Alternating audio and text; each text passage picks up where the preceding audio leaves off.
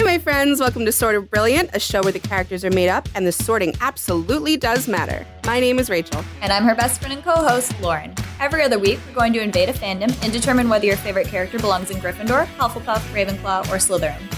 We're the Harry Potter podcast that talks way more about any other franchise. Here, we use the sorting structure from Harry Potter as a common language without supporting the author or her beliefs. As for the sorting itself, there's bound to be some arguments along the way. But in the end, we're always right. According to us. According to us. Hello, hello. Welcome to another thrilling installment of Sort of Brilliant. I'm your host, Rachel, with your other host, Lauren. Lauren, say hi. Hello. Hello. Thanks for bossing me around like I'm a dog. It's the first time I've talked to her all day, so, you know. That's true. It's not. It's literally not true at all. Been neglected. Yeah, you've been super neglected. I'm like at work under the table just texting her about outfits and shit. Show me your outfits. Send me videos. She's going to watch them later. Yeah. All right. Send me whatever you want, guys. I am very attentive. Sometimes I hold off on sending you things. Wow. Delayed gratification. I do love that. That's because I want your full attention. She lets them pile Or up. I'm like, Rachel needs more information before I get her what I want to send her. I don't know what that's like because I just send you every single detail in my brain. And then I have to go do the research. I wait for you to. I wait for the right moment. All right. Well, it's been a minute of this. We, as like entertained as you are right now by this amazing conversation, People we do have. Just letting you know that we just had a review where somebody was like, I love the host. I was like, why? Okay, that was the whole review. Which one? Not me. No, hosts, plural. There's two of us. Sometimes Rachel's not great Lauren at math, but sometimes twice. she's good at English. Debatable. So we do have two very special guests. I know you already saw the title. Like, don't be judgy and rude. Let me just do my intro. Like, I know you know they're here. Just shut up and listen. We have two really I'm talking to the audience. Mm-hmm. Because that's how I talk to people I love. We know they're only here because Carla and Meg are, so that's why we invited them. It's for my the thunder so hard. I didn't even get to say their names. It's like when the Winchesters were like, Ruth Connell is going to be on episode 10 for the ratings. That's what we're doing right now. We don't even like you guys Carla. are here They're just for here the ratings. Because we know, hi guys, that we're what brings all of the people to the yard being the streaming platforms. Yes, that's exactly. Also, I'm so proud of myself. We were muting ourselves in our call, and then I remembered we're doing Audacity, so all my laughs and all the snorts I make are still there. So you're welcome. True. I was going to say, they just both spoke at the same time because we unmuted them. Rachel and I physically did not let them speak until that moment. We put our hands over their mouths through the screen. As host of this meeting, I can mute any of you at any time, so just remember that when you disagree with me publicly. It only stops you from hearing them. The Audacity. That's all that matters, baby. Hannah puts on a whole recording, and it's like people having this great conversation, and I'm just talking over it. Like, man, I'm so How glad. is that any different from literally any episode that we've ever recorded? Whatever. I'm a great listener. Well, welcome back, guys. Conversations with myself, and Rachel comes back with something totally off topic. So, any of you guys on Capybara TikTok? Unfortunately, Commit no. to the bit. We are not. And I feel cheated. I don't know about Meg, but I feel cheated. I don't know. I'm very happy with my FYP. We can say this now because the Once Upon a Time episode came out. So the memes are rolling out. But Rachel and I have started this new thing. We've always done this. We've always loved matching, making the memes with the text posts to the screen posts or whatever. And Rachel and I realized that we can just do that for our podcast. You're just allowed. Yeah, we can just post that shit. We do that all the time. Why not? I'm allowed. Yeah, we crack ourselves up. I literally will now scroll across a text post and think of the character it belongs to and laugh for like a solid 30 seconds alone in my apartment. And then I send it to Rachel and she laughs and then I laugh again and we just feed each other. It's great. I posted the thread of a couple of memes today on Twitter. I can't tell you how many times I've opened up Twitter to just go look at the thread that I personally tweeted to scroll through the same memes I've looked at a million times, just busted out laughing. Oh, it's thrilling. I laughed that you were like, I love the Rumple ones, and you only posted one of them. Like 60. Dude, because at one point, it's just like all Hook, and then it's all Rumple at one point. And I'm like, I'm just going to roll them out how they come, okay? It is what it is. I did have a special request I gave her, though. Yeah, I got that. I know. got that. Okay. We have guests. They're allowed to speak. I didn't mute them this time. Speak, guests, speak. I'm just thinking about how bad I am at computers and how old I clearly am, especially for growing up with MySpace, that I cannot make memes. Like, if I ever do make a meme, I have to be like the old people software that's like, here you go. Impact font. I'm literally on... Here you go. Meg, I'm literally on my phone on Canva, like shittily cutting out text posts from Tumblr and then pasting them. It's like I'm going into Paint on my computer. And dude, I miss Paint, the old Paint. Yeah, Paint 3D. New Paint. Paint 3D Paint. is a mess. It's trash. But yeah, so I don't make memes. And then if I ever do make one, it's so niche and weird that I'm the only person who finds it funny. Those are the best ones, man. Frankly, the only person I really care about making laugh is me. I did something today. That's not true. I did something today for Rachel that literally everybody on our timeline just scrolled past it, ignoring it. Like, it was the hook. What did you do for me? Sam meme. The Hook is the best. My favorite thing on Twitter is saying something and having it be seen 1,000 times with no likes. That's great. I love it when I post a question or something like that, because I actually did that. And I never ever do that because I'm like, no one is going to answer. I'm going to be such a loser. No one's going to like it. And so I posted one. Finally, I was like, you know what? I'll just say on there that I don't expect anybody to answer. And the only person who responded was my husband. I'm like, oh man! At least someone's got my back. I didn't answer because you said nobody would. She said nobody would answer, so I was like, well, then I don't got it. Like, and I took that personally. I don't find the energy to do that. I tried to cradle my fragile little heart from getting no interactions. Every time I'm drinking, I'm like, drunk, AMA, and then I immediately like completely delete the draft, and I'm like, never, no one's gonna ask me shit. It's fine. That's why I've never done one, because I'm like, okay, I'm just gonna tweet it out there, and it'll be complete silence. And I'll be sitting there on my phone looking expectantly at my notifications, and then I'll be like, okay, that was sad. We are the children of MySpace. We were conditioned to get all those beautiful notifications in that little rectangle. Yes. New message, new comment, new bulletin, new post. We should be so much tougher than we are, though, because of the top 8. No, we're not because of the top 8. It was brutal. The top 8 was brutal. Sometimes it hurt us. It hurt our psyches. Too much, and I ignore them. welcome to Sort of Millennial, and where we just whine about the kids these days. We say things like Ravenclaw and Hufflepuff seriously. I think they know that we're a millennial podcast. We take it very seriously here, okay? Oh, God, I was so confident, and I'm like, I'm going to be so wrong coming in. I have a feeling right now, I genuinely think you're going to get both of them correct. I really do. Okay, that I wouldn't yelled that enough. Means that I'm going to get both of them incorrect. That guarantees that I'm going to be wrong. Ooh. No, I think you like being wrong. wrong. I'm very confident that I will be incorrect, and I'm just ready to sit in my incorrectness, which I will then, of course, argue and dispute, and then I will tell you that, fine, I agree with you, but I won't. Yeah, we all know and you're a Ravenclaw. And here you have a Gryffindor and a Ravenclaw in the wilds, in their natural habitats. It is true. All right, Lauren, what are we sorting today? Lauren's just trying to hold it together. Sorting. I don't even know. I'm sorry. I was just thinking about a meme I saw. You are embarrassing me in front of our peers. I just have to say, have you guys seen The Great? Yes, not the second season. I saw the that's first fine. one. That's fine. But have you seen it, Carla? No.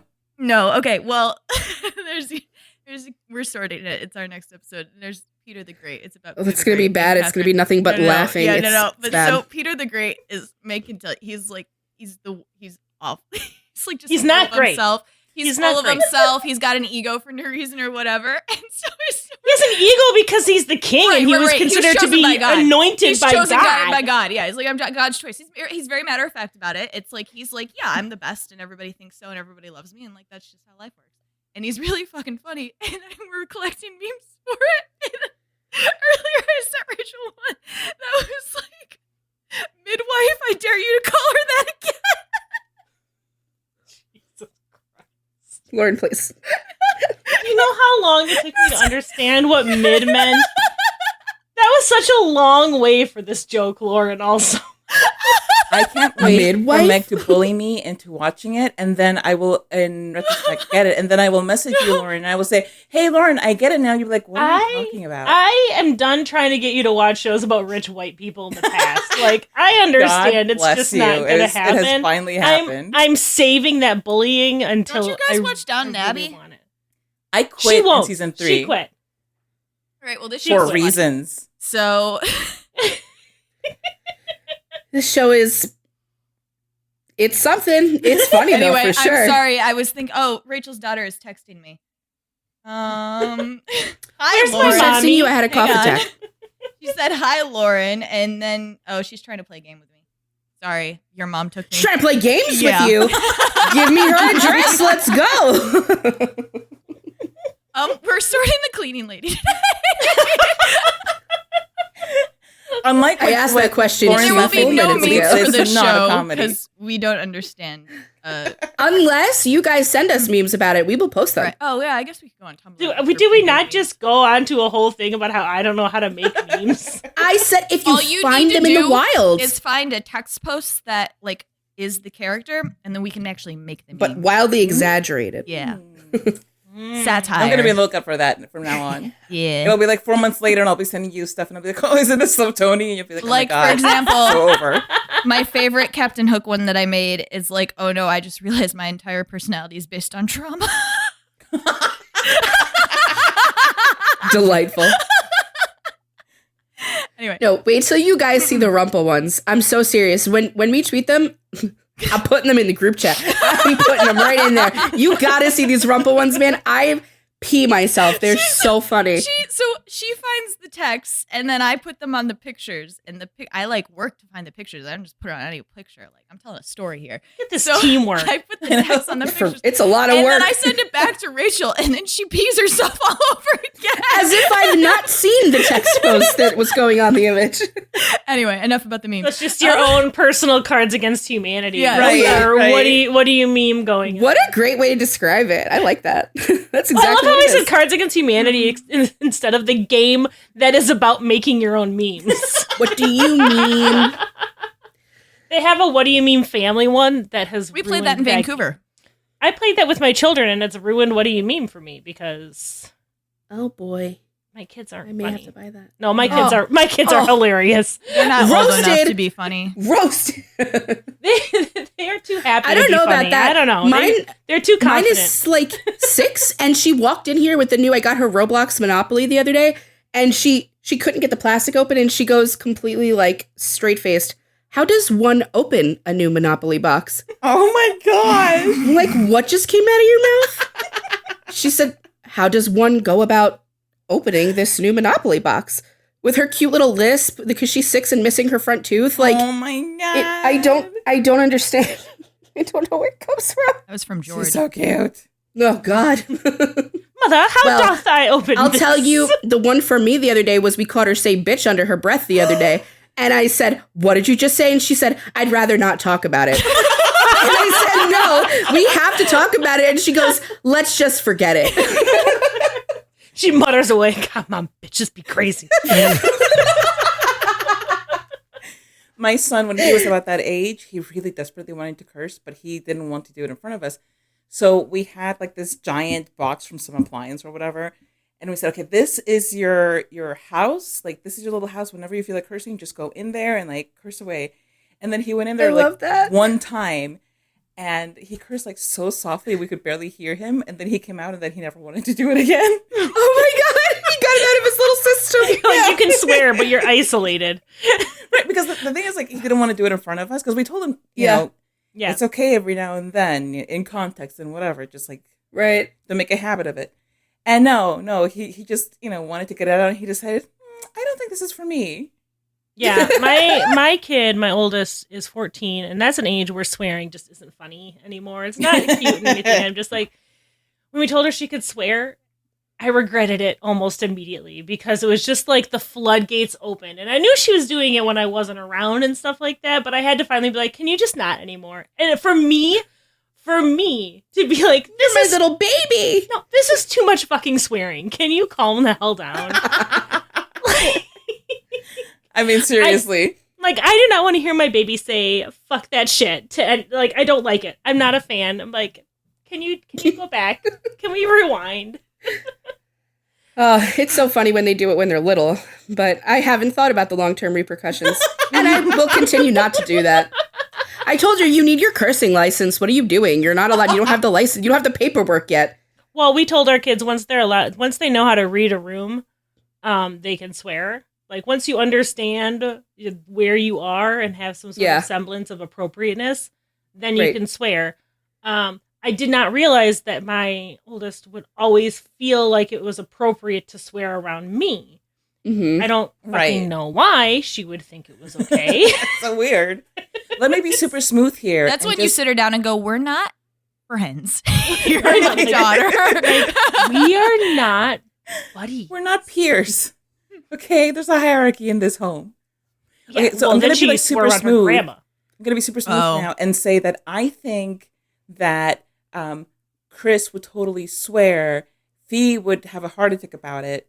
And she's trying to talk about the show.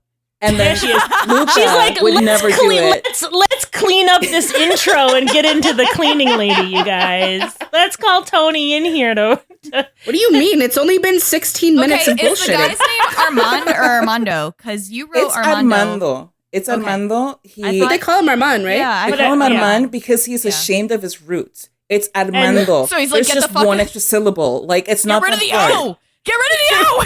Get rid of that D-O.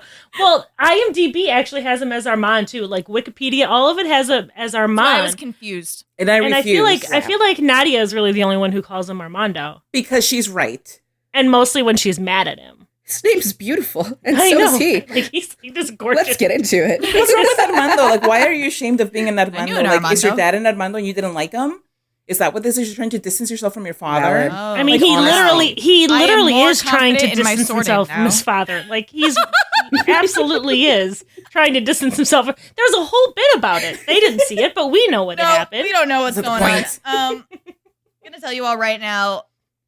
Carla and Meg gave you 3 episodes, and I could not tell you what they're called. I only know it was the pilot, the 8th episode of season 1, and the 12th episode of season 2. And Completely Full on disjointed. gangsta is one of them. And I know that. Yeah, and then I texted them and I said, no. Well, I mean, we did give you the option of watching all 22 episodes, but That's I true, guess they it was did. a no-go. They were like, do the whole thing. We only talked about this like 6 months ago.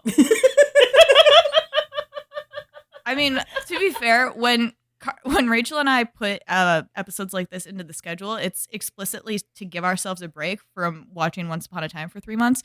So, Or any series that we've forced upon ourselves. In October, we think we're going to watch 6 seasons of The Vampire Diaries, and it was 6 seasons of True Blood. So Before we watch all 7 of Buffy. No, that's after 7 of Buffy. 7 seasons. Dude, words don't mean shit. I've been riding on the high of no, I don't, but I want to. Okay. I've been riding on the high of Lauren telling me that I remind her of this girl on TikTok that does really funny shit like if I was at the Salem witch trials, and then she says shit like Erin. guys here. Yeah. Yes. Yeah. I'm so proud of that. Rachel talks we are- like she goes into the she's same great. tone of voice all the time. I'm like, That Phenomenal is like stuff. such a huge compliment. I know, I'm thrilled. Nobody has called me an Aaron Hattemer, and I'm incensed. I'll find your TikTok doppelganger in tone. Be some like super pretentious Ravenclaw. Be like, I'm offended. Yeah, so Carla and I really kind of screwed the pooch on the episodes to give you, especially if we were wanting to sort more than 2 people. That's Thony our was fault. very easy. I had her in the pilot. Arman, do you want me to call him Armando? I mean, like, only if you want to. I don't want to. I was like, you can call him whatever you want. I'm just you. going to be disappointed. You're going to have to hear me say it in the whitest way possible. Armando. Armando. Armando sure is a sexy mando. Armando. Armando. Armando. Yeah. Anyway, I got him not really necessarily because there was a lot, but there was enough that I was able to be like vibes. So I don't know that I'm really going to be able to argue it. If Especially you guys the disagree car with me. explosion. Yeah. So it was hella cool. So I they know also, right where he goes. They wanted us to sort the boring FBI white man, and then they said never mind. So then I didn't pay attention to him. And then they were like, wait, can you sort him instead of Nadia, who they then told me to sort? And I was like, no, I didn't pay attention to him. His scenes were boring. Because he sucks. Well, I was like, all Nadia has done is kill somebody and yell at her husband, and now she runs the crimes, and I don't know why she's done any of this. I haven't seen any exposition. Yeah, you're wrong. She's also been hot. Yeah, she has been hot. She's been super hot. My favorite in the episodes that we gave you is when she makes up this lie about Armando having an affair. And then when he doesn't immediately like, no, I wasn't having an affair. I was betraying the boss who's going to kill us all. She gets mad at him for going along with her lie. Yep. And she leaves him over it. It's like, mwah. It's perfect. It's like, well, the consequences of my own actions. Yeah. But we really screwed the pooch. Both of us have watched the show a couple of times, but for me, it's been a while since I've seen it. And I was just like, I was really excited about Full On Gangsta because I love that episode. That's a great episode. That was the best of the three, man. That was so good. The 8th episode of season 1? Yeah. All right, that was good. All this to say, we don't know who we're sorting. Just whatever words come out of our mouth. That's what's happening. Whatever's on the title card after this is recorded and we've decided in the future. We're good. We're good people. We do good You jobs. guys decide. Listen, we'll go Thony, Armando, and then whoever else you want to discuss, we'll just have like a group discussion about it. Yeah. Sounds good to me. Is that good? Why not? All right. Very nice. We can crap on Garrett for a little bit. And then We can, sort him and I'll into- attempt to sort him Trash. based on the fact that he's a white man in a police force, in a law force. I don't know. I mean, honestly, like that's a whole genre right there. There's a whole house, basically. And then he died. Spoilers. So, Oh, nice. you saw him die. He got shot. I don't know with shows like this. You can come back. I don't know. Okay, not I everything saw is Armando get fucking blown supernatural. up, This is bro. not Supernatural or Once Upon a Time. He didn't go up. Dude, he got blown up by a car He bomb. got shot. He didn't go up to hell, and Zeus didn't go, you're so hot, you get to go back to Earth. Like, Bitch, No, you didn't watch the Armando whole was show. near a bomb when he got blown up. Yeah. He wasn't. All I'm saying is I was surprised to see him again later. I would have been dead as hell, so. What do you mean you were surprised to see him? She wound. cauterized his wound. Yeah. You saw the whole No, thing yeah. happen. What the fuck am I talking about ever, dude? You're right. Shit. And I also love it, like, he died, and then he popped back 8 episodes later. I'm like, I don't know how that happened. That shit hurt. Oh my god. Oh my Like, god. I would have passed out. I would have died. sabbatical. He didn't just go on a crime vacation. Yeah, right. He took a little nap. I liked how he went on vacation. Like, with Full On Gangsta, one of my favorite things ever is like, I'm going to go on this family vacation with Thony and her son. Lie to my wife about it. Yes. And picks up this little boy, and it's just like, hi, kiddo, I'm your daddy now. I'm going to find the one hospital/romantic hotel to have this situation. With like a bonfire, and they're playing live music. So and good. stuff. He's like, I don't know if I can afford all of the stuff that I need to afford, but you know what I can afford? $3,000 a night so I can sit by a fire pit with Thony. Like, I'm glad he did, because that's the moment I sorted him. That's the moment I got his ass, so I'm happy. and that tells me I had I'm him before wrong. that. It all Same. tells me I'm I wrong. had him before that. I had him in the pilot too. Although, Carla, we could feasibly argue because we've seen all of the episodes. That's true. And we will still be wrong. So I'm looking forward to that. You'll be fine. You'll be right. Don't worry. Both of you will somehow be right, even if you both have She different says answers. this every single time, and we're always I? wrong. We're always wrong. I know. I like that you accept love that it's your wrongness optimism. too. You're like, I know the show back and front, and yet I'm still wrong. I And love you know the what? faith That's that okay. Rachel has in us, though. I know. I have Even. also noticed that Lauren is like, yeah, you're going to be wrong. It's okay. I mean, if it's not my answer, it's wrong. So yeah, I don't know. I teach small children, okay? My verbiage is indicative of that. Lauren is a Slytherin, so True. that's all you need to know. Even if I worked with small children, that would be true. I don't know. You wouldn't work with them long, my friend. Who are we doing first? All right. Yeah. Go with Who do you Thony guys because choose? she's obvious. And, like I'm saying, oh, she's so obvious. This is so easy. And I'm going to be completely wrong. But that's okay. So I'm just going to jump in and tell you that Thony, first of all, she knows exactly who she is. She demands to be treated the way that she perceives herself to be. And she's not wrong because a lot of people treat undocumented people really, really crappily, which is just wrong in any scenario. But she's also very accustomed to being treated with a lot of respect because she's a doctor. She, not only is she a doctor, she's a surgeon. And, surgeons in their God complex. So she's already coming in with like this massive, I'm a god chip on her shoulder. She's a cleaning lady, but she's also very precise and meticulous when she's doing cleaning, even in her house. I'm like, the counter is spotless, Thony. Why are you still cleaning it? And Fiona puts her purse on there, and like Thony gives her this withering look behind her back, like, you mother father, I can't believe I just cleaned the counter. You saw me clean the counter, and you put your filthy purse on my freaking clean counter. How dare you? But she does everything for her loved ones within her power, including lying to them, including just manipulating when she can. And it's the sort of manipulation where in a lot of cases she's doing the wrong thing for the right reasons kind of thing. But it's also that she firmly believes that she knows best.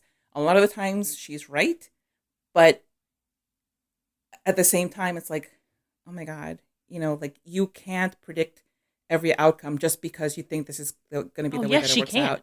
Well, she will have you believe that she can, and she's very convincing, but she has like such an air of authority, and I love that about her because I think that that's one thing with, let's point out the fact also that this is a cast full of minorities.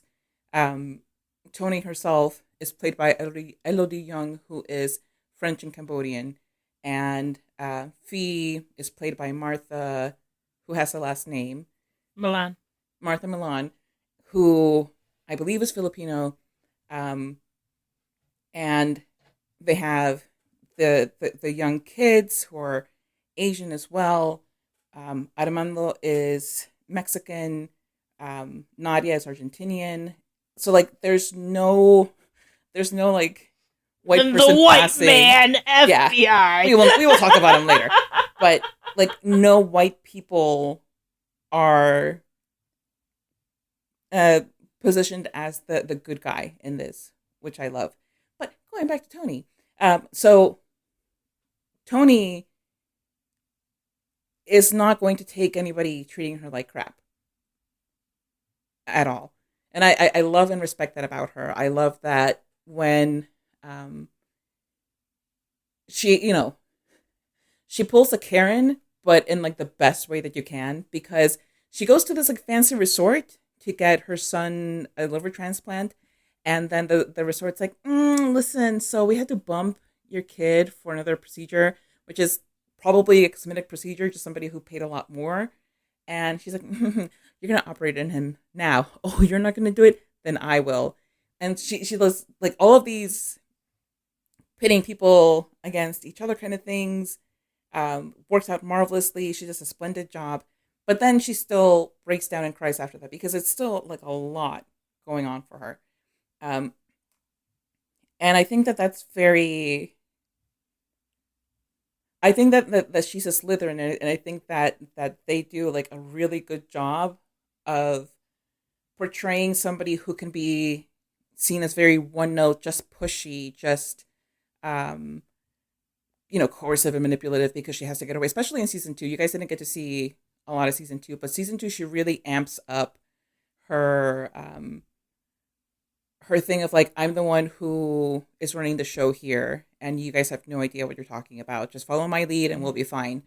And she does it all out of love for primarily her son, because her son is her compass in every single way. She doesn't,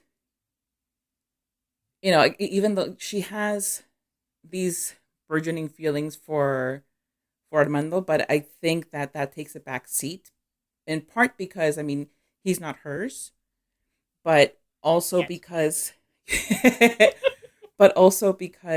when he's serving a purpose, he's on her, on her good side, and as soon as he stops serving that purpose, she's like, okay, well, I'm very sorry to tell you this, but I'm going to put you in a situation that you're not going to be happy about and could possibly get you killed. But, I'm doing the right thing. We're fine. I think one of my favorite things about Thony is so much of her, like, I know what's best. I don't have to tell you what's best. And that's something we see a lot with her in season 2, too, is she is just like, she is doing something with her right hand and not telling the left hand what's going on. So everyone around her has to scramble, but she has the plan. And I think you see how much she can think on her feet and how quick she is and how manipulative she can be, especially right in the pilot episode where she witnesses a murder. She gets caught and like immediately she's like, let me clean this for you. Let me make sure that I'm going to be able to get through this and survive and make myself useful to you. And then then when she is once again put into being threatened with her life for a car bomb or anything like that. And she's like, okay, well now, just so you know, I'm not a cleaning lady. I'm a doctor. Let me be your crime lord, crime syndicate doctor. And we'll make that work. And then when she can't get treatment for her son because they're undocumented, she's like, well, let me go to this guy I just met whose life I just saved. And I'm going to get him to get another doctor to refer my son to be able to get this treatment. And she really maneuvers herself. She gets caught by the FBI working with this crime family. And she's like, okay, great, I'll turn informant. And then I'm going to tell Armando that I'm working with the FBI so we can mess with the FBI and I can keep my son protected. I can keep getting him the treatment that he needs. And at the same time, string the FBI along. And this FBI guy is really threatening her with deportation. She's like, oh, wait, no, I'm going to be an informant and I'm going to make sure that I'm not going to get deported no matter what I do because I'm going to be, quote unquote, valuable to you. But at the same time, feeding you false information. And this is all in the first few episodes of like, she's really, like the definition of never let them see your next move. Yeah. Yes. Like literally, she's just, but you don't know what's coming. But she also blinds herself with doing that. And she also very much is like, the funniest, the difference between her and Armando in a lot of ways. But it's like, if Armando's not of use to her immediately, she's just like, he can go fuck himself. Yeah. Like, she likes him. She is having a hard time because she has like strong feelings for him, who is someone who's a morally gray character, but he's not a bad guy. He's just a bad guy. But she's very much like, you murder one guy and everybody be calling you a murderer, man. Like, but it's hard though because like you can see her perspective. I think no matter what house you're in, like he's there, he's gonna help her save her child. So that immediately is gonna put him like whoop, up here. Right, that doesn't automatically mean respect though. Right. No, but I mean, she will. She's attracted to him though. I could. But she's also super judgmental of him. She's like, Meg, are you calling him a Slytherin too? Be clear. Tony? Her. Yes. Her. Yes, I'm calling Thony a Slytherin too. She will be like, she's very much like, if you kill someone for my benefit and in a way that meets my ends, I will figure out a way to justify it. I will make sure that works. But if you're doing it for something that I don't personally approve of, then fuck you. Right. Fee, like, and we see I didn't see any of these episodes, but I did see when she was working with the FBI, and then he came back and was like, hey, I'm back. Aren't you happy? And she's like, I guess, because now you can help me. Very much. And she's very, it's so interesting. Her moral compass is really interesting to watch change and evolve, because even in the first episode, like, she literally just covered up a murder expertly, and she's getting mad at her sister-in-law because her sister-in-law is thinking about selling Molly at a club to, like, feed her children. Well, you know what? She was judging her first, and then she wanted to go sell E, so fuck her. It's like this judging me, and then you want to go sell drugs? Telling me I'm gonna get deported? This makes me feel so Lauren defending it makes me feel so confident. Yeah, I felt like that would. I got mad at her. She was in a situation where she had to do something to survive, and she was smart, and she did it, and she's going to get her son a transplant, and you just want to throw your life away. She knew that guy too, right? The guy, like she knew him pretty well, right? Yeah, the guy she knew the guy who was killed in the pilot. Yeah, and she still really got well to it. Yeah, and she was just like, she's like, let me take care of this for you. Daughter bitch. The gift. He went to his funeral. Yeah, and gave his daughter a gift from him. Yeah. She was like, yeah, your dad loved you. Cold-blooded. And then, like, later on, she figured out a way to be in charge of all of the crime syndicate's money. Damn. Like, they're like, she makes herself completely invaluable. She convinces Arman to turn himself in. To the police and go to prison, and she'll take care of everything, because as well as everyone like else is stupid. Right. Yes. Exactly. But that's just like that. It blows up in her face quite a few times, though. But the thing Listen, is, like, God complex is her always kid keeps alive? her believing that she's Her kid's that she's alive. right. That's all she's doing. Exactly. Her goal has been met. Like, the only thing that matters is Luca alive? Yeah. Is he thriving? Is he recovering? Yes, then I'm doing the right thing. Her husband tries to take her son out of the country to get him away from this horrible situation. And she's like, no, let me call the FBI. Let me stop you from getting on this airplane with your child. Like, she does. I'm an informant now. Did you know? I mean, it's also hilarious because she's like, how dare you take my child from me in secret, when that's exactly what she did. And what she did too. Mind you, like, I'm not disagreeing with her. Right. Like, I'm not disagreeing with her because she absolutely did the right thing for her child's well-being. Marco is just a putt. But, like, the whole hypocrisy just never really, because say what you will about her being right about it, it's still a hypocritical thing to say, dare you do the same thing that I did. It's not hypocritical. Everybody else is stupid. She is so, and that's the thing. It is hypocritical, Lauren. My God. She's not. By definition, that's hypocritical. Because my reasons are logical and smart, and yours are dumb. Oh my God. But here, and the other thing, like, she is 100%. She's 2 steps ahead of just about everybody, and it does wind up coming to bite her in the ass because she goes full speed. They're so slow! And forgets about collateral damage. But she gets shits done. Her nephew accidentally kills her husband, and she's like, oh, great, I don't have a husband anymore. And also, I'm going to manipulate the police officers. That's awesome. Yeah. Oh, yeah. I'm going to manipulate. I know exactly. Go ahead. The police. I'm going to manipulate the police. I'm going to manipulate the FBI to, cover up. Like, I'm going to get the FBI to basically cover up that my nephew killed my father. And then when the police finally discover it, because they won't stop digging, I'm going to make it go away. Or she needs a blood transfusion for her son, and the one guy who was the donor who backed out. Is he mysteriously dead? Because he should be.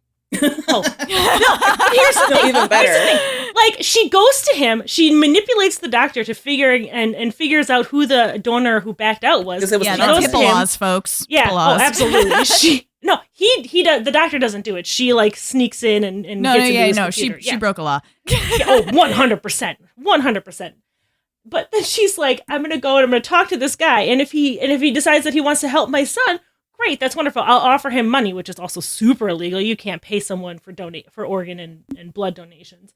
But when he says no matter how much money you offer, I'm going to send Armando to go talk to him. Mm-hmm. And then she gets mad at Armando for talking in Armando's language. Yeah, like she didn't know what was going to happen. Right. Like, he kidnaps the guy. But it works. It works. She knows she has a little puppy dog simp on her lead. Whatever. Clearly, she's like, I wanted you to just thread. That's literally what she says. She's like, I just want you to thread him in. He's in a cage. Like, she's so far ahead of everybody, and then everybody's so behind that she has to double back and do extra steps because life can't keep up with her. And it's so fucking annoying for her. I bet anything. I bet she's like, are you kidding me? I have to work in extra steps to this shit Because nobody else can do what they're supposed to do. Like, she's accounting for everybody else being smart, and they're not. So she's her annoyance and having to consider any other human being other than herself and her son. At having to consider people with an IQ and even like 1 point lower than hers is extremely inconvenient to her. I bet you the nurses in Manila were like, thank God she's gone. Well, when she finally, and then in season 2, when they're just like, oh, we got to figure out how to get these drugs. She's like, oh, that's fine. I will fly out of the country with a drug lord, and I'm going to go to my old contacts and somehow manipulate them into breaking all of the laws, because the laws are like super serious in Manila for the drug stuff. And then she's like, and I'm just going to fly back into the country, and it's not going to be a problem, and I'm just going to like fuck them if they lose their jobs. I'm going to take care of my kid. And I have to say, too, like, the pilot, I mean, it opens up with her basically performing, like, a tracheotomy in the middle of this party, right? With very unsanitary tools. Literally, before she even did it, like, she knelt down, and I believed she could. Like, just from her demeanor, I was like, cold. She can do it, man. I was thinking, like, this man's going to get hepatitis and sue the fucking shit out of everybody here. Like, I don't know. Good luck. They have no money. Like, she's constantly like talking about what a good doctor she was. Like, isn't he that kind of bitch who'd be like, "You saved my life"? Yes. Fuck you. I'm gonna sue you. Yeah, definitely. But she does mention quite a bit, like, with good reason, what a good doctor she was. And when she says it, I fucking believed her. Yep. Before I saw the surgery, before I saw her do anything, it's her aura. It's everything about her. She just oozes this confidence. Yeah, she exudes. So I would want her as my doctor, not my boss. Yeah. You know? Like, you saved my life, but I don't want to have to report to you. Very competent. And yeah, I think back also to the scene in the car with Armando. Like, when she's telling him, say his name, she's so pretty. Oh, gracias, mi amor. When she is sitting there, like, basically giving him a stern talking to in the very first episode, they're driving away. She has just saved his life. And she's like, you're getting me, like, possibly blown up. I'm sitting here having to take care of you. Like, she says, I am here to clean, not to be treated like garbage. You will treat me with respect. You will assure my safety. And if my safety cannot be assured, you will take care of my son. And he's like, yes, ma'am. He's like, that's when he fell in love with her. Of course. He was just like, that's it. I'm gone. I mean, he's literally anything this woman asks. He's I will get mad from the first moment he sees her. Like, he sees her, like, he walks in there, he sees her, and Tarek throws a can at her, and he's like, I am in love with you. Like, that's all it took. Like, having a can thrown at her. He gets mad at her about being used again, and he's like, I'm never helping you again. And literally the second he sees her stressed, he's like, what can I do? Right. How can I help? And that's when he flies her to Mexico. Yes. Such a simp. Man. He's so thirsty for He's definitely a simp.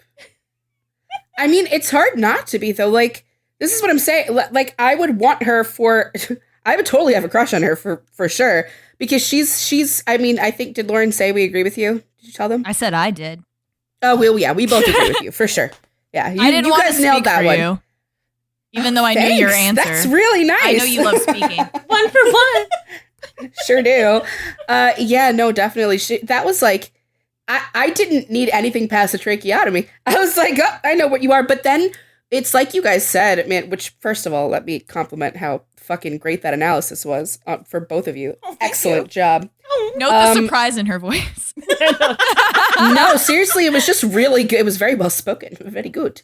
When she is on the floor, she does not start begging for her life at all. She's just like, I'm useful. Mm-hmm. I'm going to help you. You're going to let me help you. Mm-hmm. And everyone in the room is like, listen, I'm not even let her help us. She wasn't even like, I'm useful. She was like, bro, you're cleaning that all wrong. This is how you clean. Like, she wasn't like, because I feel like a Hufflepuff would be more like, I'm useful. Like, this is what I can do for you. Like, let me live or whatever. She was just like, this is how you do that. You're doing it wrong. Yeah, when she's like, want to get away with this murder? In theory, she has to. She's like, cold water. Yeah. What the hell? Yeah. She's like, in theory, she has to prove usefulness. Like, bleach and warm water. And she's like, the stain will set you, fucking moron. But this is the thing. If I get shot in the head, it will be because I said something that I'm right about. Like, yeah, true. She is arguing about her usefulness. It's just under the tone of her extreme competence. She's like, no, it's incorrect. here is how I would be useful to you, dumbass, because you're getting everything wrong. Like, you need me. Hello. And not even like, I am useful. She is arguing, I am going to be if you kill me, most it's stupid. Useful. It's actually stupid for you to kill me rather than, or to not kill me. Yeah. She's like, I'm going to become, with that. Yeah, she's like, I'm going to become indispensable to you. And this is why. Dude, that's the smartest argument you can make when you're facing murder. Like, it's stupid for you to kill me. This is somebody that I wouldn't want going in with me on a race negotiation. Like, Thony, I need stupid for you not to keep me here. Exactly. Exactly. Like, Thony, I need you to come in with me and make all the arguments on my behalf. For real. Oh, man. Too bad I don't know any Slytherins that can do that. Oh, well. So sad for me. So upsetting for you. I know. I cry for myself every day. What would you do if you didn't have somebody to constantly barrage with your tweets about what to do next? Delete Twitter. Bye. I don't give a shit about that website. Yeah, definitely a Slytherin. I thought you guys had different answers. Because Carla was so confident and Meg was like, well, if she's right, then I'm not going to be right. No. I think just in general. Yeah, just in general, yeah. Do you not talk with each other beforehand? We do. We're I think, in a bit of disagreement about Armando. Yeah, Thony we agreed on. Armando, we had a little bit. I feel like she's just extreme. She's screaming it at you. You know, she's very clear. Very obvious. With Armando, it was like, even though I had a feeling in the first episode, like I obviously needed more evidence because he doesn't have a ton. It was just vibes, you know, me and my vibes. I told Rachel too she was going to be mad, and she didn't. And then I did get mad, but I'll let you ponder why as you give me your Armando. What word was I going to say? Someone tell me. Sorting? Arguments. Oh, see? Tell us, Rachel. Debates. Tell me what I'm thinking. Well, I'm going to tell you what you're probably not thinking because I'm going to be wrong. This is the part where I'm going to be wrong. Thony, I was pretty confident. Is this one of those moments where you want to claim them for yourself? Like you tried to make Hook a Ravenclaw and I had to leave the conversation? Well, you know, I think it's time for me to go. This was so different, though, when she messaged me and she's like, I'm so mad Garrett's a Ravenclaw. And I'm like, he is absolutely not a Ravenclaw. And then I was happy again. She's like, I'm so mad that he's going to be in my house. And I'm like, he's not in your house. He is in my house. And it's the worst ever. That's the way it goes sometimes. And I'm like, why is this person in my house? I hate them. But I know. It happens to me constantly. Well, I don't know if you listened to our Once Upon a Time episode, but Rachel took half the people off her scale. More than half, like 3/4. I cut off half of Gryffindor. Like don't talk to me. Don't fucking come near me. I'm done with you. No one has 17, bitch. 7, I'm done with this house. Done. No one has more unearned confidence and hero complex and bullshit than Garrett, and that makes him a Gryffindor. No.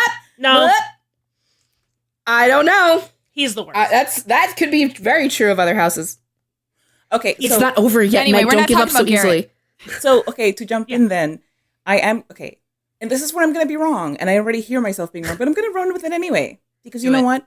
I'm confident in my incorrectness. So, Armando is somebody who, I mean, he had a rough upbringing, and he loves his mother. He is ambivalent about his father, but it's okay because he has a different daddy.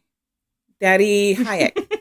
Daddy Hayek is not a good guy. That's the man they were lying to in the 8th episode, right? Yeah, that's the man he betrayed. The very handsome man. For Thony. That is also very murdery. So, and so Armando is like, okay, well, it's okay. I have this other daddy. It's fine. I will devote my entire existence to whatever this man wants and to whatever he says. It is solid gold. I agree. I'm fine. I will just, yes, boss. And then he meets Thony. And okay, so like Nadia, I think Nadia is so interesting because she becomes a very strong character. I don't know how she didn't get more. She wasn't written as well as she was in the second season because she's fascinating and she is also somebody who can tell Armando what to do. but she can tell him She is what also to a do. Slytherin. She can tell him what to do as long as it's like Hayek approved. And all of that, like none of that changes until Thony comes along. And it's at that point that he has a new daddy, and the daddy is Thony. And this is also a daddy that he wants to get into her pants. So it's a whole This other is level. just getting so weird now with the You dad. Very Freudian. You are feeding my answers so You're hard. explaining Carla. a house, Keep and I just going. want you to say it. I don't even like, have to what say house shit are later. you talking about? This because is I so know which good. house you're talking about, but I don't know if you know. No, I don't I think know. you know. I don't know. And because I Well, don't say the know, name. Say the name that you have. here's in the your head problem. Right now. Because I don't know, I'm going to have to say Hufflepuff, even though I think it's Gryffindor. Because, like, in my mind... Why would you have to say Hufflepuff if you think it's Gryffindor? Because this is what I am, Lauren. This is what I am. If you think it's Gryffindor, say Gryffindor. For real, say it with your full chest. Well, I can't because I just described a Hufflepuff. No, you didn't, Carla. No, Okay, you good. described a Then- Gryffindor. Gryffindor. You described a Gryffindor. But Okay. You said daddy 3 different times. I know. No. Yes, it's... For me, it's like Gryffindor, but Meg was making some very good points, which I'm sure she'll tell you later. But I'm saying he's got to be a Gryffindor. And also, like, the whole knight in shining armor thing, he has that in spades. Like, he sees himself as the protector of Hayek's entire enterprise, a protector of Nadia's hopes and dreams. And suddenly he's the protector of Thony and her son, and eventually her sister-in-law, a hero complex. and her entire family. Like, I feel like he would try to save... Like, if He's he channeled all of responsible for that, everyone? yes, he is. no, You're right. he is not. That is a Hufflepuff, you're right. He is not responsible for everyone. No. He is responsible for his Yes. people. Can I finish, Like- Meg? Can I finish? Well, you brought me into this. Oh, so it sounds like Carla's right and Meg's wrong. All right, Lauren, let's go. Lauren, you didn't send them the format. They're not being nice to each other because you didn't send the It format. sounds like Carla's right and Meg is wrong. Fight. We don't know yet. We didn't tell you what we think. Shut up. Shut up. Oh, I wonder. It just without even having an answer, it sounds like Carla's right and Meg is wrong. Ooh. Okay, because Wow. Nice save. he has decided that these people, like these 3 people, are his North Star. But Hayek gets displaced by Thony because apparently you can only have 2 North Stars, and the 2 North Stars are the ones he wants to bang at this point. You know, who can blame them? They're both extremely hot, which, by the way... I know. I feel him. The very first scene where we meet Nadia, where she is, like, all, like, sexied up in the bed, and Thony walks in, and Nadia's like, ooh, hey, you're hot. You want to make out? And Tony's like, no, I don't want to, but I'm like, Kith. I would like to I see enjoyed it. that, yes. I'm like, this could be a very interesting direction for the show to take. I am here for it. Agreed. But yes, I'm just like Gryffindor vibes. So That's what you I'm getting. think that he takes on people as his own responsibilities, and Meg, you don't agree with that. No, she does. I- She just thinks it's very specific people, like a community Yes. per se. Right? Like, Oh. well, it's not I'm communities, thinking. I'm like thinking these more of like people. his family, the Right. people that he Okay. has deemed to be his family, and the ones that he decides that he wants to protect. He doesn't have a bad upbringing with his father. The way him and his dad became distant was his dad I was said like, ambivalent.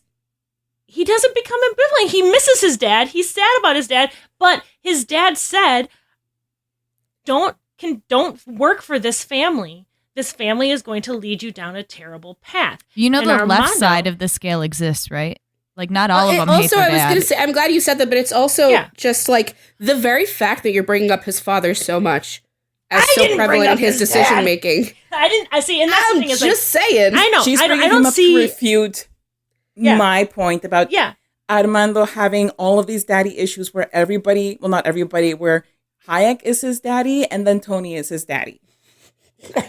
So is the thing that I he think his. wait? I think Did they his, specifically say in the show that he won't go by Armando because of his dad, or is that just a? no, that was nothing like that. That's His something- dad, okay. his dad Just was thinking just of like, Ion not pronouncing No. his name correctly. his dad wanted to keep him from this life, this criminal life and stuff like that, and the money was too good. So the money was too good, and it gave him a sense of family to belong to, and Hayek kind of manipulated him a lot of ways to do it. And I know, I can see your fucking face, and I hate this so much. But for me, the protectiveness and frankly, the biggest argument for him being a Gryffindor is how hard he simps for Thony, because she's a Slytherin. But it feels like he is a protector. I think it was really interesting how he looks at Thony and he looks at Luca and immediately is like, they're mine. I'm gonna protect them. He doesn't do that nearly as much with his wife per se. Like, he doesn't feel the need to necessarily protect Nadia in the same way. I think that he feels responsible for Thony and Luca because he's kind of the reason that she's in the situation that she's in.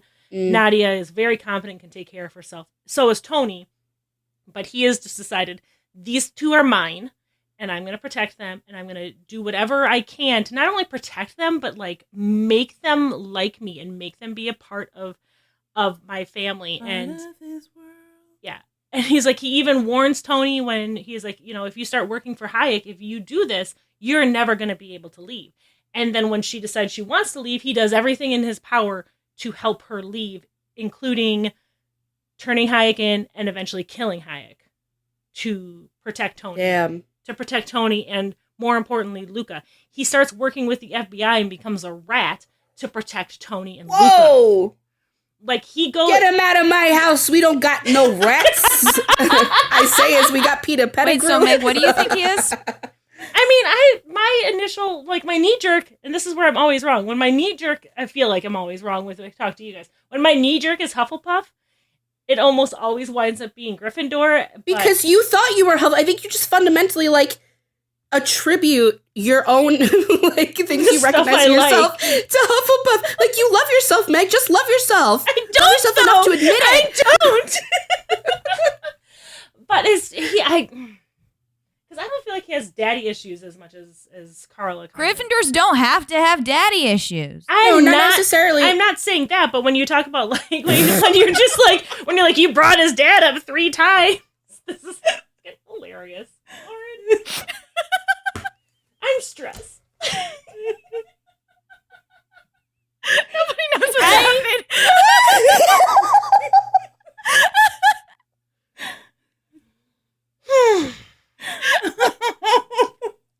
He's super loyal until he's not. I'm done. I don't want to talk to you guys anymore. What she's doing. Lauren just popped up her background to be the Gryffindor house crest, and I'm just mad. She's leaning back. I can barely even see her face anymore. It's just Gryffindor. I can't even look at her. I'm just mad. I don't like it. One of these days, I'm going to have someone explain to me what a Hufflepuff actually is, because every time I think I see a Hufflepuff... will not be Rachel. Every time I see a Hufflepuff, I'm like, that, or a Gryffindor, apparently, I'm like, there's a Hufflepuff.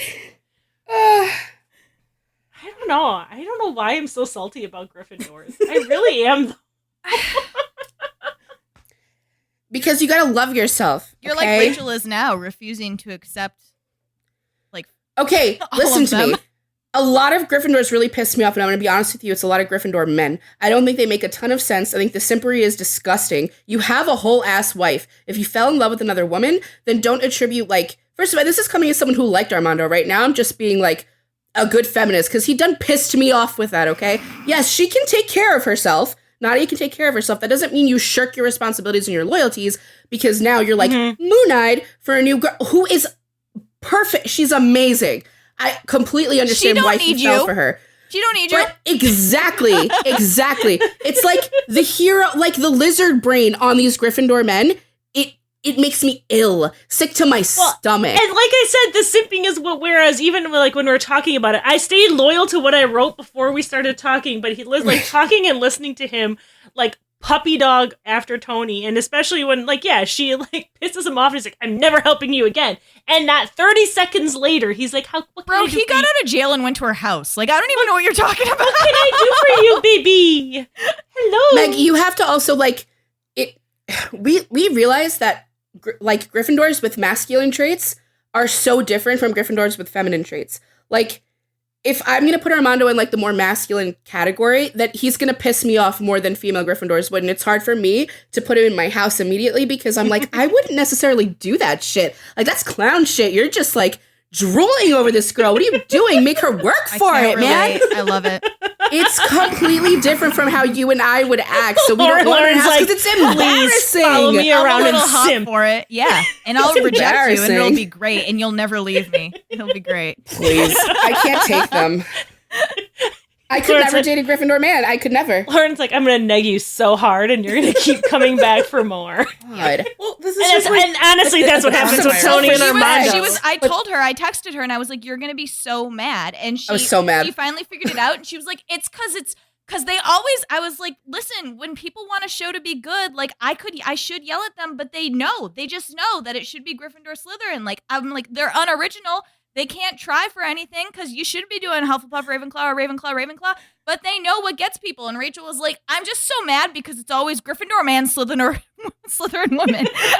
Like, it's so annoying because the man is so like... I don't know, but I always like to see men simping after women more than women like chasing after gross men. I agree with you, but like they wouldn't display it that way. They wouldn't display it a little. That way, yeah. Yeah. I tap my nose. You know Emma what we're Swan. missing here is that Armando is just on his journey of discovering polyamory, and that's what he would like. He would like his wife that more, baby. His wife straight up. That's what killed me. Is and Nadia straight up left him over the lie she told about him having an affair. No. Because he wasn't like, dude, no, I wasn't cheating on you with that cleaning lady. She didn't know that Thony would be in Mexico with him. It also doesn't matter because he's in love with Thony and it's very obvious. Right. And if he hasn't physically cheated on her with Thony, he is very much emotional. But what I was going to point out though is that when he and Thony were in Mexico and they're at that bonfire and the beautiful song is playing and he kisses Thony and Thony kisses him back and then she's like, good night, bye. And he's like, I know, but babe. And she doesn't even really look back. She's just like, we're in love now. My work here is done. Idiot fool. But we're in love now. She walks away. Never let anyone see my feelings that easily. Are you serious, Rachel texted me and went, oh no, his feelings are in his eyes. This is another hook, motherfucker. And I was like, oh yeah. When he is just like, so does your husband know what's going on? And she's like, well, my husband isn't really, he's leaving and everything like that. He's like, oh, his okay, that sounds good. Marco died and Armando was like, okay, so what's going on? Right, yeah. So what's your relationship status now? Yeah. What bothers me, and I'm gonna attempt to articulate this correctly, okay? He's like, because I didn't see the show, so I'm just gonna act like I know what I'm saying. He is less involved and invested in his actual fucking wife because she doesn't need him, because he probably has some sort of like hero savior complex, and he thinks like, Thony's really hot. Like, she doesn't need me, but she needs me, though. Like, she does need me, though, right? She does. And he, help her realize it. It's exactly, like, it's gross. It's like, so just because, like, you have an independent, strong woman that didn't need you, it's less attractive to you? That's gross. Tony's sitting there like, wow, a walk-in wallet. And he's like, yeah, I'll get you 20,000. I'll get you 30,000. He's like, things are tight right now, but you're not like that tight. Not for you, baby. That I don't have to give money back to. It's amazing. And it breaks my heart a little bit, but I love Armando, and I will defend him because I like him. He's pretty. Sure.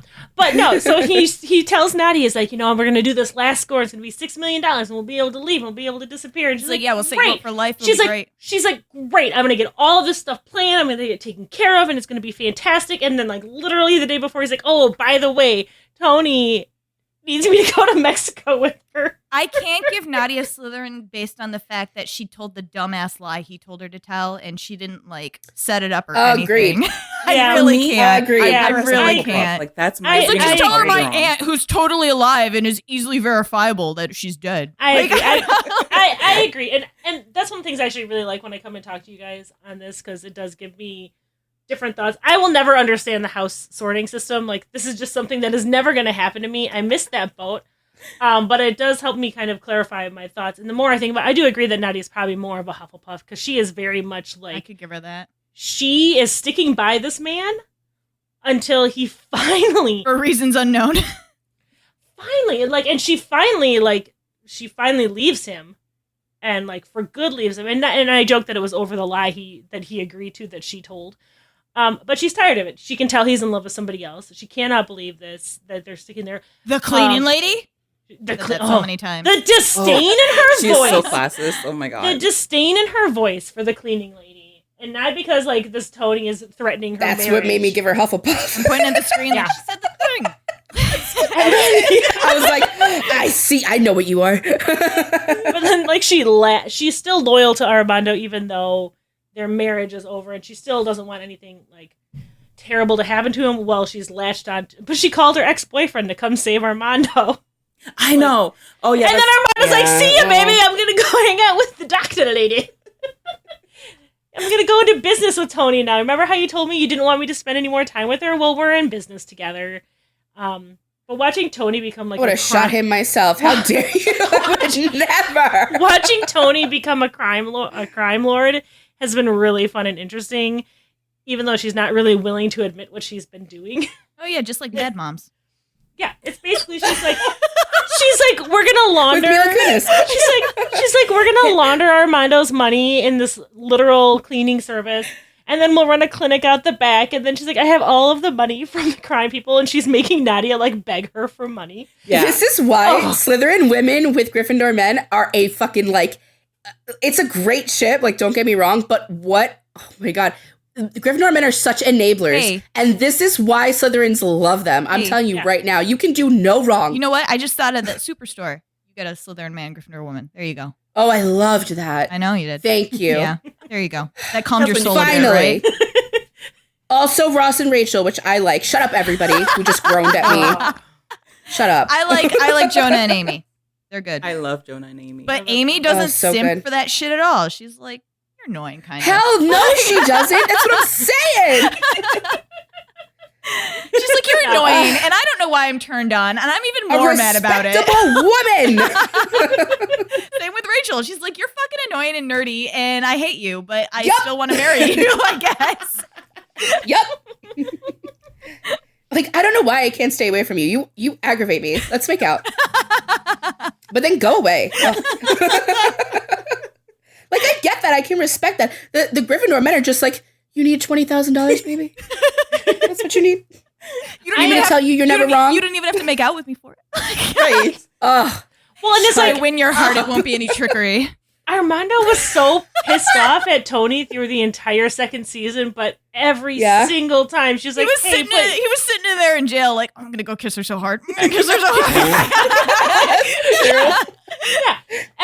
But he's so pissed off at her. He's like, we're done. I don't want anything to do with you. Blah blah blah. Blah. And then, like, literally the next frame, she's like, oh no, Luca. And he's like, what can I do, baby? How can? Oh my that Lord. boy is my own Our flesh baby. and blood. Yeah, our baby.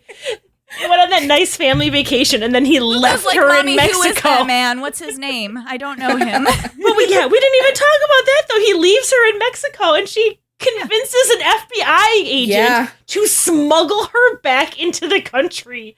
You got to do what you got to do. That's wild. He fails, and they wind up in ICE. But then she convinces the ICE. Somehow she manages to get out of deportation yet again. Yep. It's Her Slytherin wiles.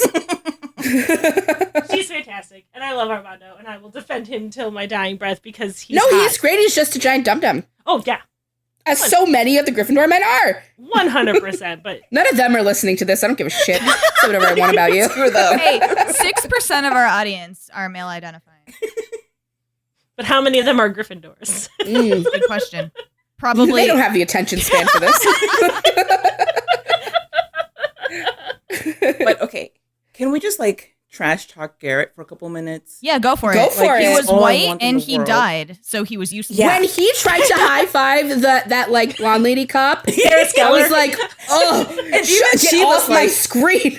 She's like, I may be part of the 43%, but I'm not gonna touch you right now. She's like, that's too much even for me at this moment.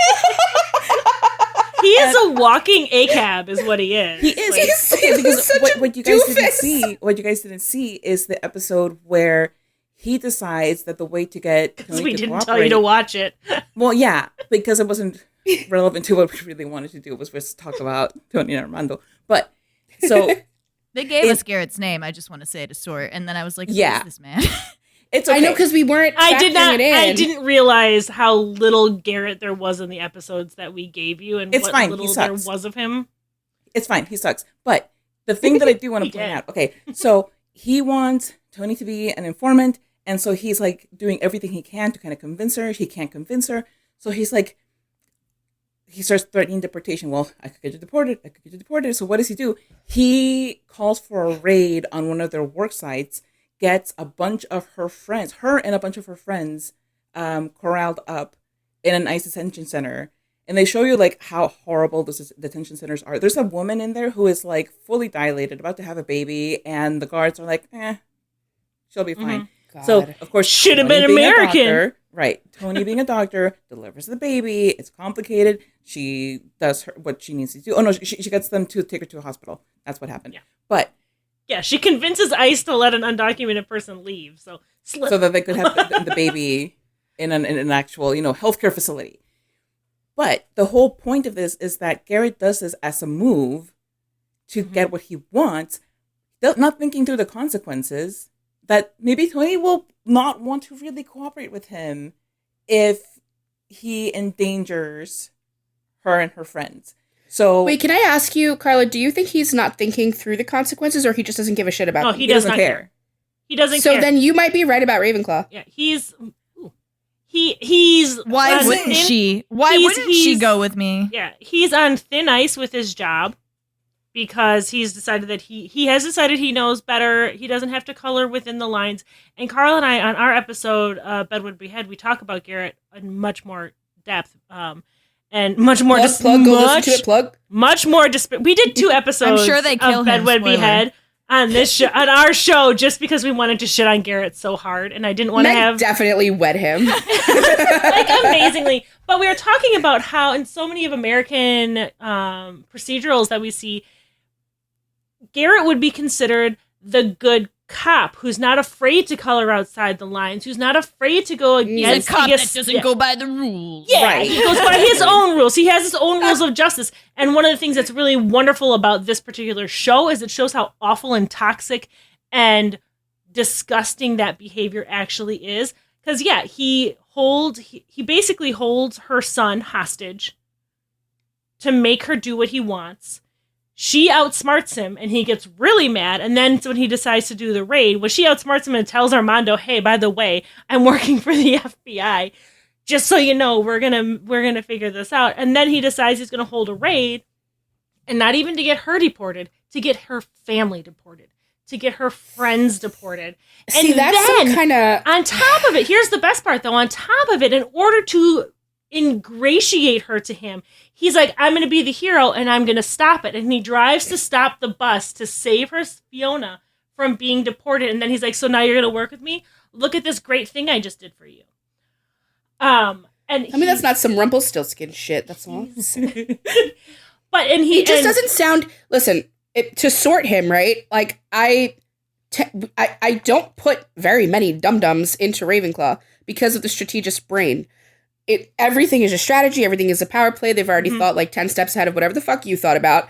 And consequences be damned. They either do not care about the consequences, or they've thought it out so well that there really aren't any that affect them. He literally just never cares about the consequences. He does not care who he hurts. No, but okay, here's the thing though.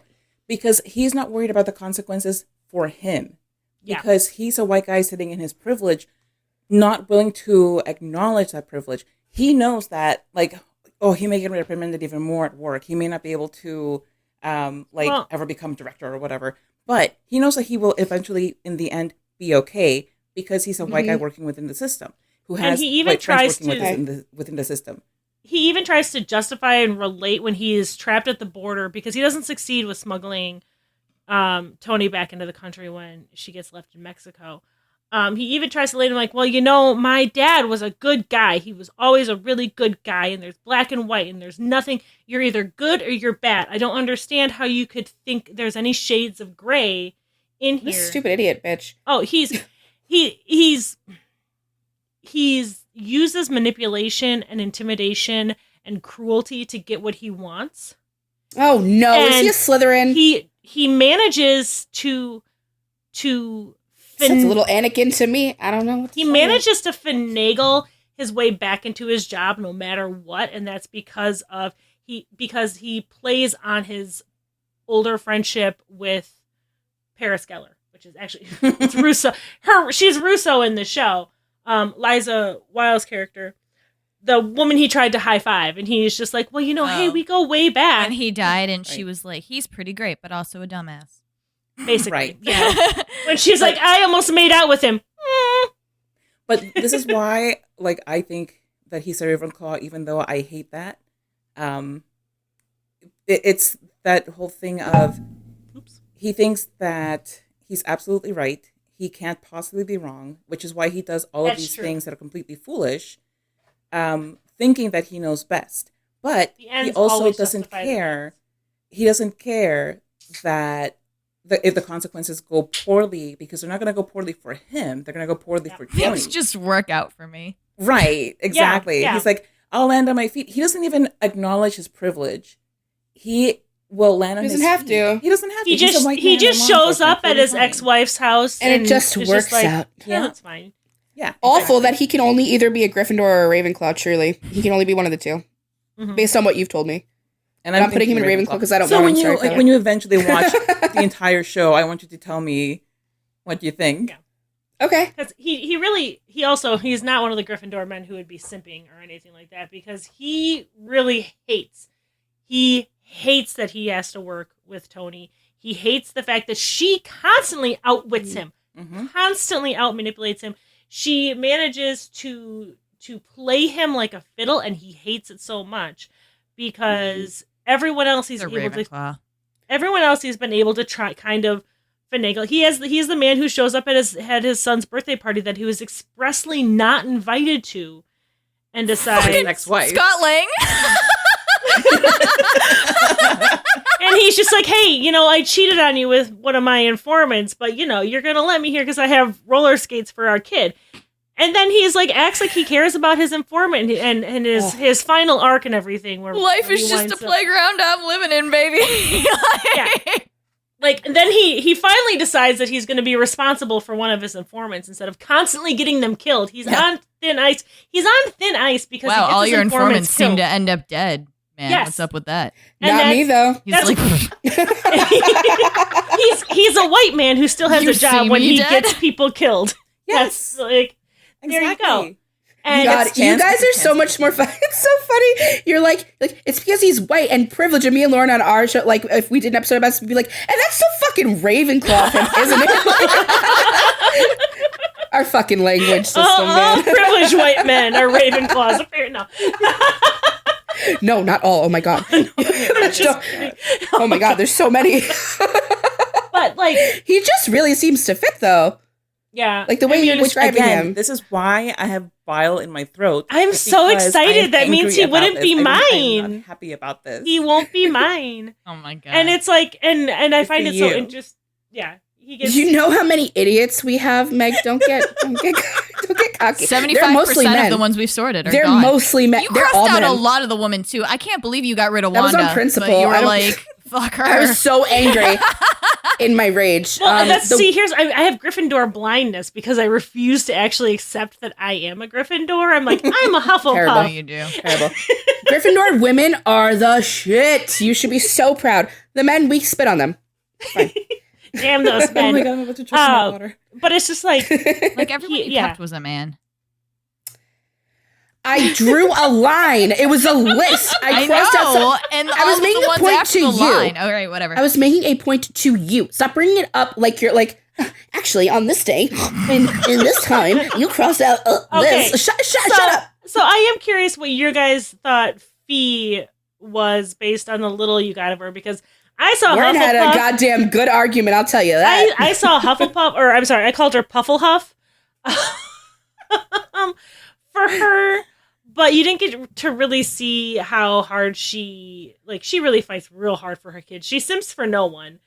The hypocrisy of Fee just is, mwah. I love it so much. She drives me crazy, but But she defends her brother, who is an awful person, until the point where it makes no further sense to defend him. Literally until he's falling down the stairs to his death, she defends him. Right. And then she's like, well, now let me defend my son who killed him. Right. And she changed my opinion on her house. But yeah, it doesn't change mine either. But she always does whatever Thony wants. Even she'll get upset. She's like, oh, I can't believe that you're doing this. It's so bad and so wrong. Are they very close friends or half sisters? They're best friends and sisters-in-law. Yeah. Okay. So Tony's married to her brother. Oh, Marco's her brother. Yeah. Oh, I didn't know that at all. Okay. I mean, you didn't watch. You haven't watched the show, so that makes sense. Right. Well, I mean, I watched that whole conversation where she was like, "Forgive him for gambling away all of your money," and I was like, "Girl, what?" That's her brother, and she does defend him like crazy. And she doesn't shit on Thony, but she has issues with Thony doing all the stuff that Tony's doing. But she also is she's not shy about being like, "Hey, Thony, do the stuff for me too," you know? Yeah. Like use some Grease of that. my palm a little bit. Yeah. Use some of that Gryffindor. Yeah. Wait, I love how Lauren used to say, like, I don't know, you don't say it anymore, but you used to say hypocrisy like a British lad. She used to go hypocrisy. Yeah. And I love that. So just like say that more. It was cute. Because the hypocrisy of this woman. Because I say hypocrite and then I remember I have to add the C and then I'm like, but that changes the first half of the word. It's so British and fancy. I love it. I'm sorry. I interrupted Carl. I'm sorry. Oh, I'm used to it. It's fine. Are you? Not really. She's not sorry. No, but okay. So Thony, Fiona has all of these issues with the things that Thony does, but she still will support her and help her and do whatever it is that Thony needs done. The whole thing with the bringing in the machine to do that procedure on Luca, she was like, "What are you doing? No, okay." But she's like, in her head berating her even as they're moving the machine. Everything that she does to help Thony is like with those reservations. But at the same time, she's like, I'm going to do this because you're my family, and I will do whatever it takes to help you. Like, I don't feel like she doesn't have a savior complex. She has an assistant to the savior complex kind of thing. Well, I think she she so desperately wants to keep her family together. Yeah. So that's her main driving force is to keep her family together with her. Even if Thony was like, you know what, that's fine, we're gonna go back to vanilla, I think Fee would find a way to make Thony want to stay. And like her daughter's father comes back into the picture and she's just like yes, come back, come be a part of the fold here. And she will do anything. She puts herself at risk of being deported to help her son who she lied to his whole life about being a citizen, and then she has to tell him he can't get a driver's license because he's not a citizen. And he's heartbroken and understandably really, really upset. And then she's like, I'm going to spend all of my money. I'm going to do everything. This is why she winds up. This is pretty much why she decides to sell Molly in the club. And we don't see that in that episode, but in the next episode, I think she talks about it more with Thony, to pay for an immigration lawyer. And she takes a lot of risks to pay for an immigration lawyer, not for herself, but to keep her son in the country, who was a baby when she brought him into the country. But she's very much driven by keeping her family together, and it doesn't matter how much it hurts her to do that. No, I think thinking of Mateo. Like, we went to the green card store. He's so cute. I fucking love it. I gotta rewatch that show. No, I have no time because of this show. But so what house did you guys land on? Or do you feel like you don't know how to design the house? Oh, you said Hufflepuff. Yeah. I was listening to you go on. I didn't even hear that part. At the beginning. I was like, it's okay. You're so right. Thanks. I'm drinking. I don't know what you guys are doing. Samesies, twins. I think we completely agree. Yay. Completely agree. Because you're right. It's lacking the savior complex, right? And it's certainly lacking like a god complex. Like if you compare her to Thony, it's a completely different kind of character. Yeah. Completely different kind. But same type of shit. Like she'll do anything for her son, right? She'll do anything for her kids. Anything. But it's a completely different way of going about it. Thony bullied her so hard and she just took it. She was just like, sorry, I'm an informant and I don't got to go to jail. Sounds like you're going to be deported for 10 years. And she was like, I mean, she took it. She was also like, I want to be here. Like, Thony was like, it's fine. I'll be here for your kids. She's like, no, I want to be there for my kids. I'm excited and heartbroken to see what's going to happen when Fiona finds out literally the only person who could keep her in the country and make this work and would have dead. He's dead. The only person that Thony promised her. Tony's like, so funny, man. Tony's like, it's okay, baby. Go to jail. I will make this. She was like, she went to that lady. She went to Phoebe's kids, and she was like, the deal fell through. She's like, nothing I can do about it now, guys. Like, I'm all out of avenues, and my kid's alive still. So, what? I mean, I'll take care of you. And her son's like, I'm gonna go back. I'm gonna go back with her. And she's like, no, you're not. I can't remember Jazz's dad's name, but she's like, yeah, just adopt him. Like, right. That's who that man was. Yeah, that was okay. Yeah, so she's just like some random man she started dating. He was like, you kids can live with me, and I was like, go with him. He's daddy. Like, yeah. He's literally Jazz's daddy. And like, just adopt him. Just adopt Chris. All of our problems will be solved. I can continue my criminal enterprise and trying to hump this hot.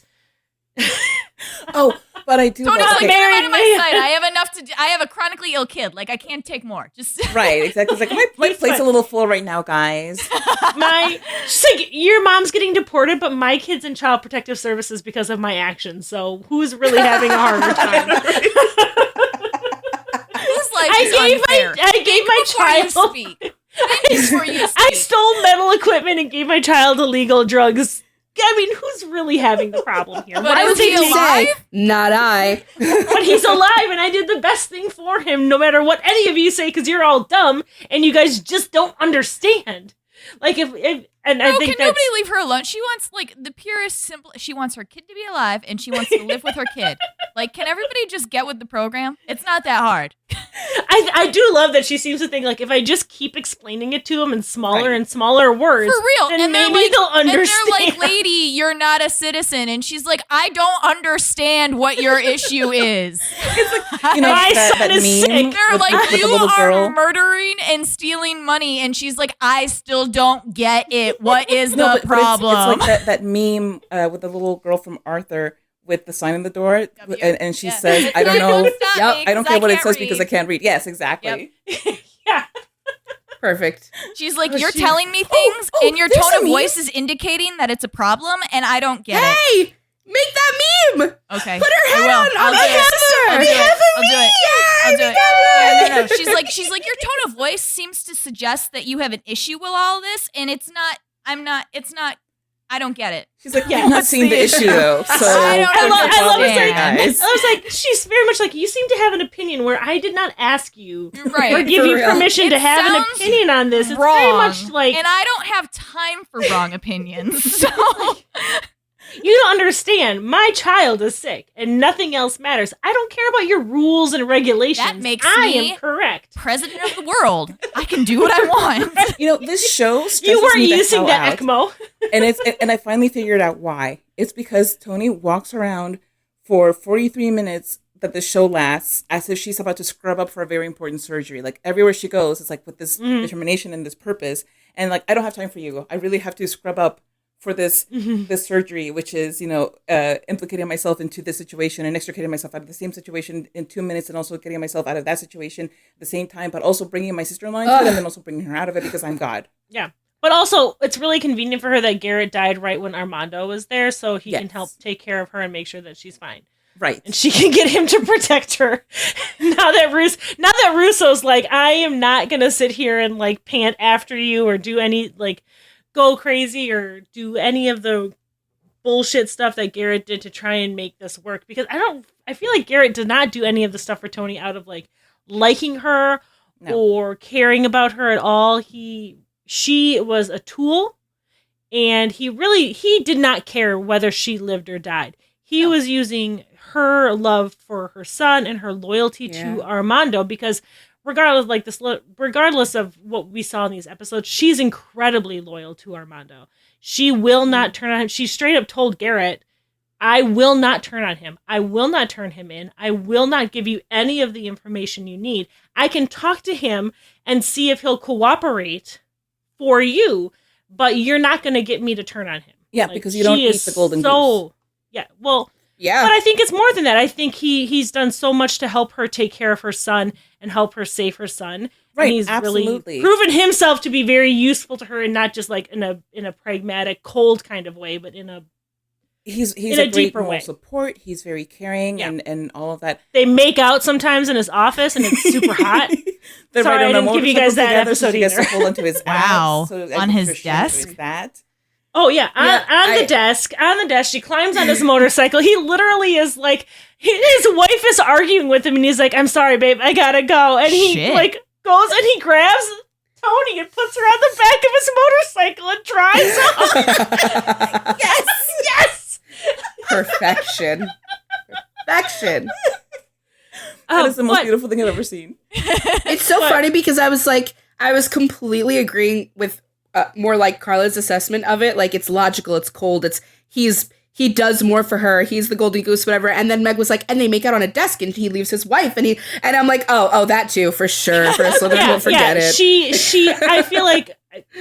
I don't feel like she's using him in a cold, calculated kind of manner. I think I think their relationship is a real, true relationship that's building, and I think both of them are falling in love with each other.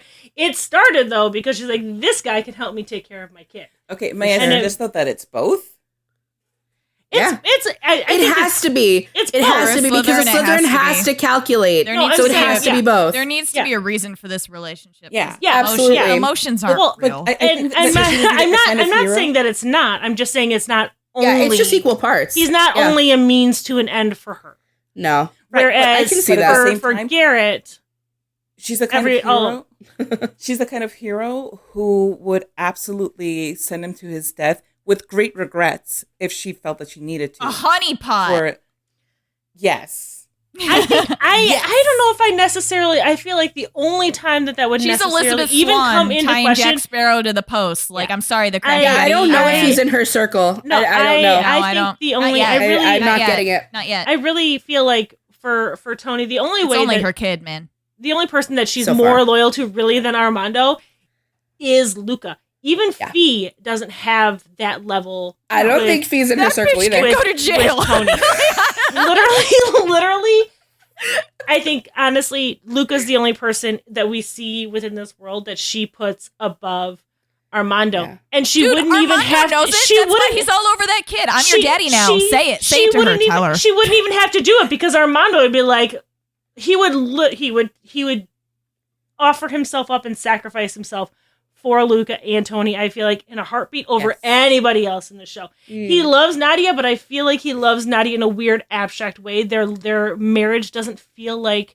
It feels like it's a marriage that has run its course, and it ran its course before Thony was ever really in the picture. Like, you can see he's exhausted and tired. With benefits. Yes. It's like... I can see that even in the episodes you gave us. That's really true. It's like Hike. It looks good. We're two, like, crying. Oh, so pretty. Hike, I feel like Hike picked her for him, and he was like, okay, boss. And he likes her because, and you didn't see there's an episode where Hayek's daughter got married, and at the wedding, we find out that her and Armando had a relationship, and the only reason that their relationship ended was because Hayek would not let her marry a man who wasn't Armenian. Oh man! And he is still like at this wedding. So he had a love, like a love. A love. That's past trauma. That's still fairly recent. And even while Thony is there trying to work with the FBI and sneak some lists, and his wife is there, he's out there talking to the bride in her dress about their love affair.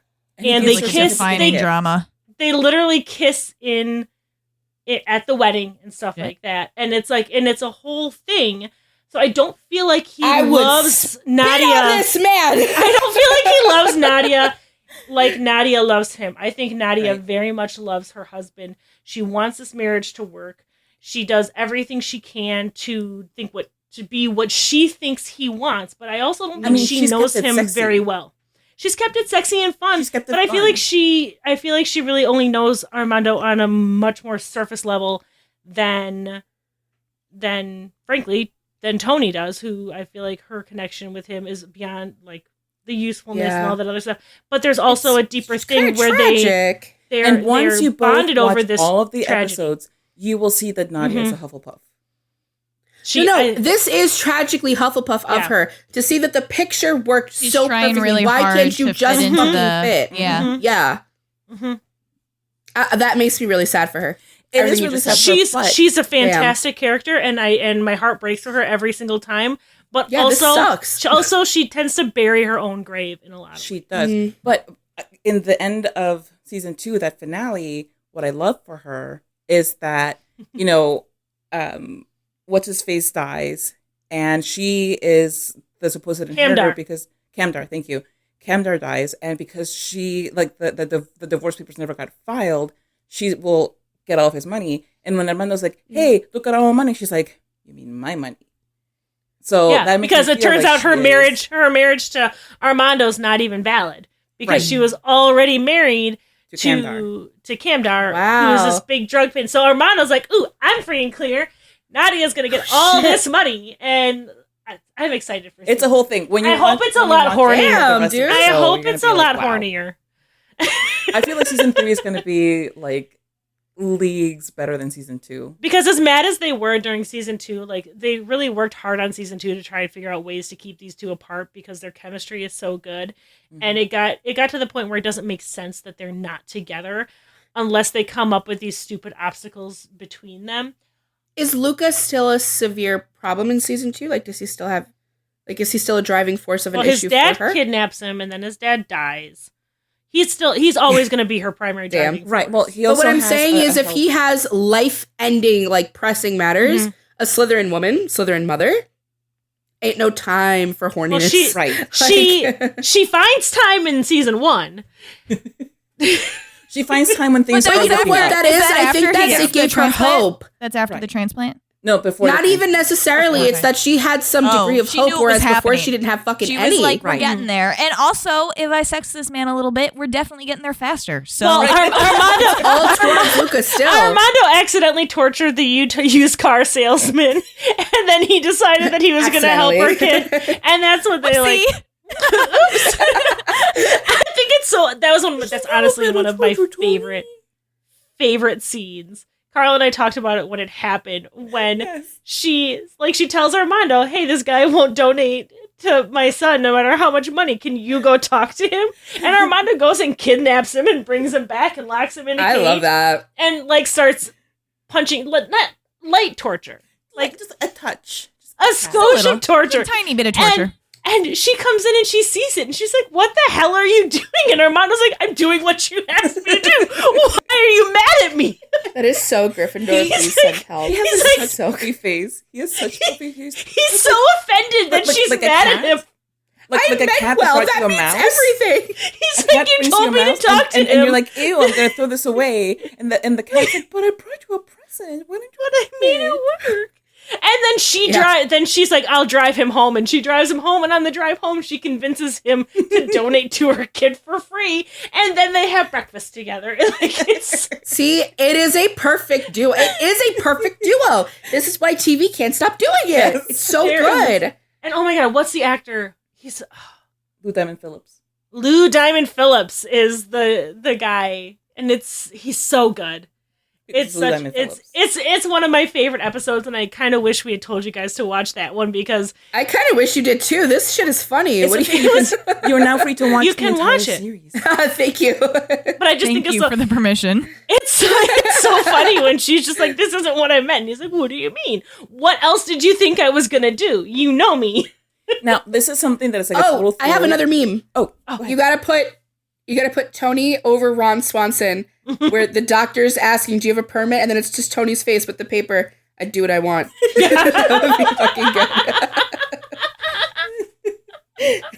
That is I have a permit.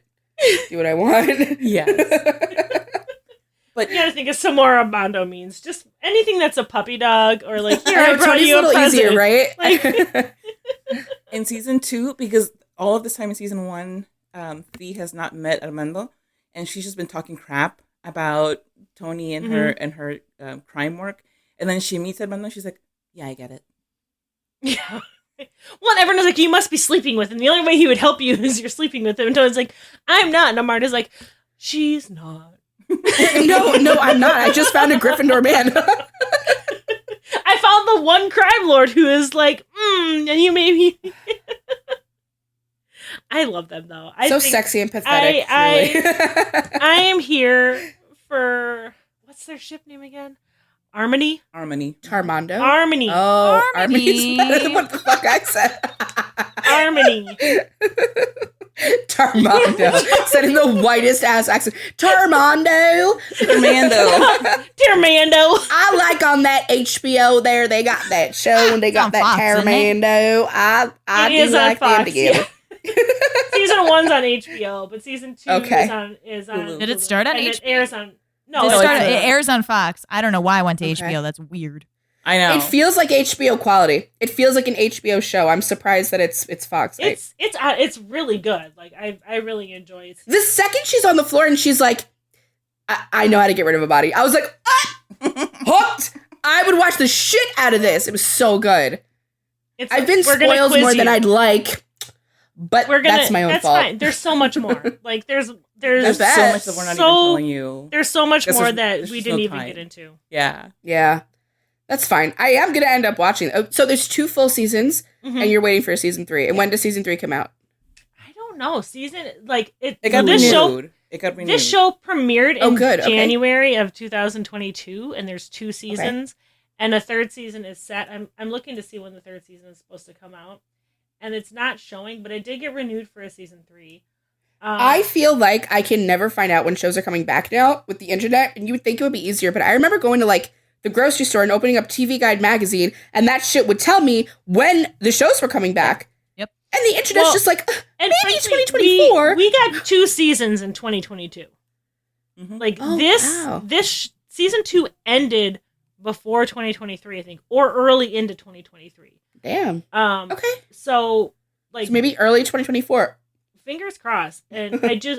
Elodie Young is fan. Yeah. Good. That gives me some time. Like she is so good. Let me see when season 2. You only have a few episodes left to catch up. No, It's not that many. It's okay. I'm actually going to enjoy it. It doesn't feel like a chore when you actually enjoy it. You know, like this is very easy to get invested in. Yeah, very easy. So season 1 premiered in early January of 2022, and season 2 finale was December 12th of 2022. So like 2 seasons, they had the 2 seasons in 1 year, and it's not showing. It just says returning in 2023. So sometime this year. Probably the fall. Yeah, my guess is the fall. Okay. It's usually a fall winter show. It's just really good. I think the characters are fantastic. I do love. I agree. That almost the whole cast are people of color, and they are being played by people of color. There's not. There's not whitewashing. There's not whitewashing or anything like that. There's not like, there's not like I'm from the Philippines, but I just happen to be a blonde, blue-eyed white woman who grew up in the Philippines. Looking at you, Emma Stone. In Hawaii.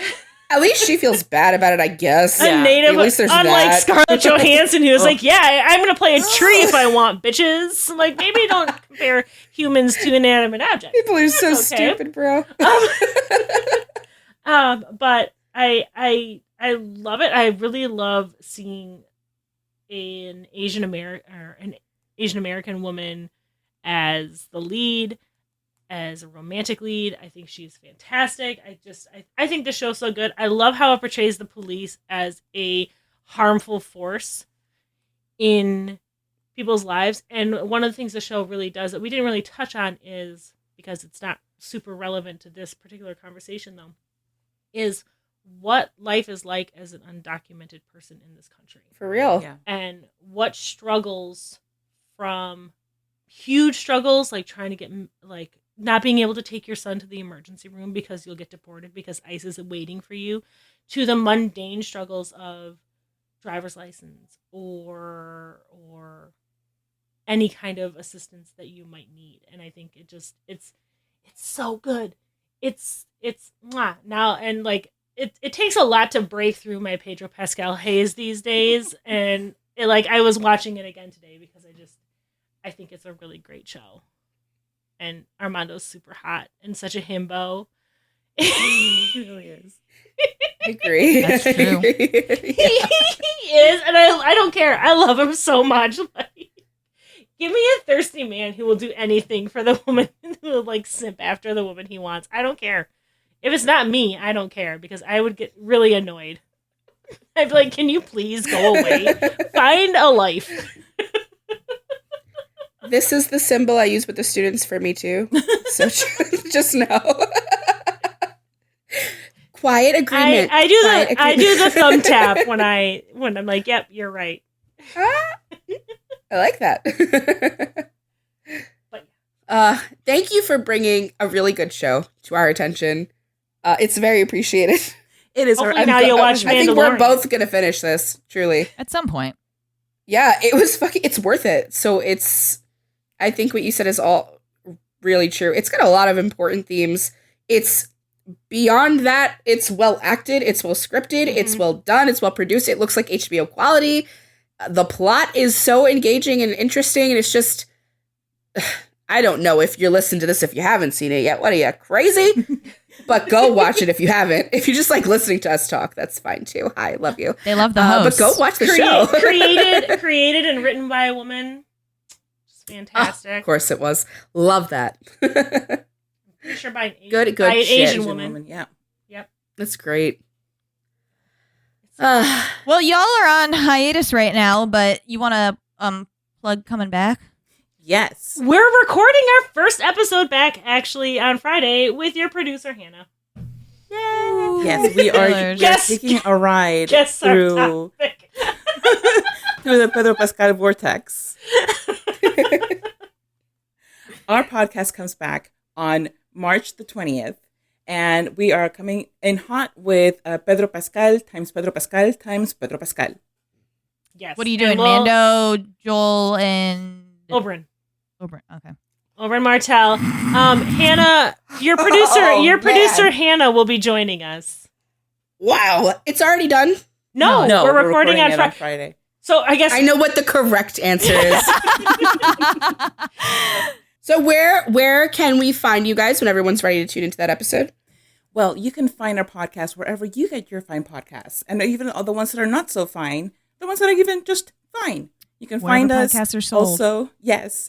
You can even also find us just retweeting stuff at Bedwet Behead Pod. You can find us Insta-ing stuff at bed.wet.behead.pod. We also are on TikTok and other social media, probably, possibly, perhaps. I don't know. Look for Bedwet or Behead Podcast. You can follow us. Google us, bitch. Whether we post or not, you should follow us anyway for solidarity purposes. You can find me and my photography. Be a real fan. Yeah. And my musings on Instagram at Carlatemis or my website, carlatemis.com. That's CARLATEMIS.com. And you can find me, if you want to find me on Twitter, you can find me at Wisconsinac, WISCONSENNACH. And Carl, I swear to God, I thought you were going to say you can find Bedwet Behead on OnlyFans, and it would just... It's true. Stop, that's next year. Don't give away the future Bedwet and plans. Behead and pics only. Tell them that we should do an episode about Captain Hook. I got a campaign going. What the hell are you going to do? Hookin' Neverland? Hookin' in the one alternate universe? Dark Before he was Hook? Killian? No, Killing any hooks? We can do David Ruffalo and Hook. Fake shit. Oh my God. Rumble. You're going to have to give it to her at some point. She's never going to stop. God bless and good luck. Didn't we play with Hook already? No. I thought we did. No, nope. Oh, You guys no. haven't Say done you Once Upon a did. Time. You I guys. listen. You have? No, you we have done Once Upon a Time, I Yeah, thought. but We did the we did ladies. the ladies. We didn't do any of the No. But men. you haven't Bedwet Behead, have? Oh yeah, we did because we. Yes, went on we your did show. the We did a ladies. crossover. You guys When are we were gonna fucking there. do a crossover again? Yeah, I know. I killed Snow. I killed her real hard. Do it again. And no one fought with you about that. Everyone was like, you know what? That makes sense. Carla did. Carla did. Yes. She made a token effort. What do you mean? She got legitimately angry with all of us. I was like, I am done with this. I abstained from the final extremely mad that judgment. we wouldn't accept Slither and Regina, like real mad and offended. I remember she was like, oh yeah, sure, genocide's okay, but annoying. She was like, bad person means Slytherin. Have you listened to our episode yet? Rachel went off on a tangent because we were talking about how Hook is really a bad guy and he never did anything wrong, which like clearly he did murder some people. She was like, wait a second. Why did anybody ever say Regina did genocide? She killed a person here or there, but she never. And I was like, Rachel, she fucking mass murdered villages. And she was like, why are we talking about Regina? I thought we were supposed to be talking about. So yeah, if you guys want, you can go back to through our bedwed behead, and you can listen to Rachel, Lauren, and I absolutely infuriate Carla. Yes, when we play. It's a good episode. A passionate Ravenclaw being a passionate Ravenclaw. And then just silent. Still one of my favorite episodes we've ever done. It was so funny. It was so fun. Thank you guys for being here. This was super fun. Come back soon. Thank you. I'd say for now, and then for the future 15 episodes that we will also be on. Yeah. Don't threaten me with a good time. Well, thank you for listening. Thank you for being here. Thank you. You can find us on @sob_pod on Twitter and Instagram. Wow, we haven't done that in a while. I think people forgot where to find us. If you think we deserve it. I think you guys deserve 5 stars on Apple too. Oh, thank you. You're welcome. Arman. All right, guys. Thanks for joining. See you next time. Bye. Bye, y'all. Bye, y'all. Thank you for listening to Sort of Brilliant. If our sorting choices inspired any rage or excitement, we'd love to hear from you. We're open to feedback, suggestions for characters to sort, and solid counter-arguments with citations. Never forget your citations. You can find us hanging out on Twitter and Instagram at @SOB_pod or shoot us an email at sortofbrilliant@gmail.com. And since we're not above begging, please rate and subscribe to Sort of Brilliant on Apple Podcasts, Spotify, and wherever else you listen to podcasts. Please share our posts on social media. And if you're a Gryffindor, maybe you'll inspire sorting fights among your own friend group. The theme music is Hot Shot by Scott Holmes. Can't wait to sort with you again next time. Bye!